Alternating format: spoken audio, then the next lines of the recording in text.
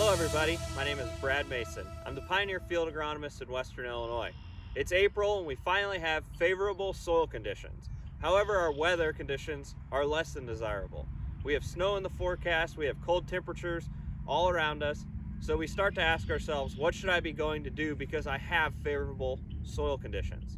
The question that continues to come up is, should I go apply my pre-herbicide or burn down to make sure that my fields are ready to go when the weather does finally break?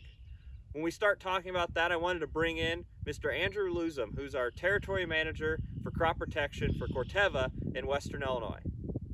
Thanks, Brad. As you talk about unfavorable weather conditions, April 17th, and here we are with 6 to 8 inches of snow. As we look at approaching our burn down over the next couple of weeks as we go to start planting, we want to make sure we do a couple things correctly to ensure that we have a good complete burn down so we start clean for a good season. With those, we want to make sure that we are always chasing actively growing plants. So we'd like to see our nighttime temperatures of 40 degrees and climbing, as well as making sure that we have good conditions to get across them when we do. Secondly, we want to make sure that we are always using the correct adjuvant package with the right herbicides to make sure we're getting complete kills. Certain different products, we want to make sure we're using hotter adjuvants than others to make sure that we can get into those plants. Always consult your local agronomist to make sure that you're using the right adjuvant with that herbicide. Thirdly, we want to make sure that we always use a soil applied residual. It's key and imperative that we use the soil applied residual so that we prevent some of these weeds from ever actively even emerging, so that we don't have to try to get at them post. With that, we also want to make sure we always follow the label. The label is the law. We want to make sure we do what we're supposed to when we use these herbicides. Now back to Brad to talk about what things we shouldn't do when using our burn downs. Now that you've heard some of the things that we're supposed to do from Andrew, I'm going to talk about some of the things not to do when it comes to our pre-herbicide applications. The first one that comes to mind is around plant back intervals.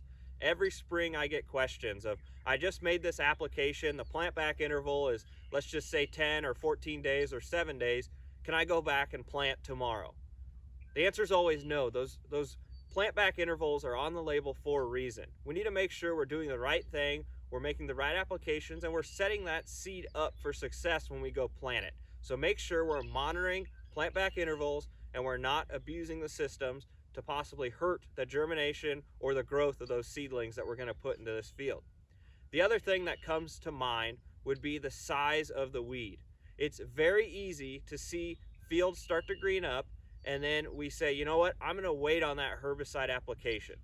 The reason I'm going to wait is because I want to make sure I'm catching all those weeds. We have favorable weather in the forecast, some moisture and some heat, so I want to make sure I'm getting them all. That's the wrong thing to do.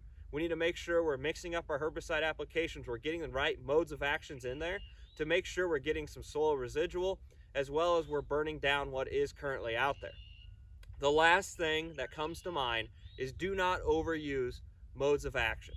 It's very easy to say, you know what, that really worked last year in my corn program, I want to integrate that somehow into my soybean program, or I want to continue to use that in my soybean program. The best program you can use is to mix it up every time you're in that crop. So you shouldn't be going back to back to back with those herbicide modes of actions. We need to make sure we continue to mix them up to make sure that we continue to have those modes of actions in the future.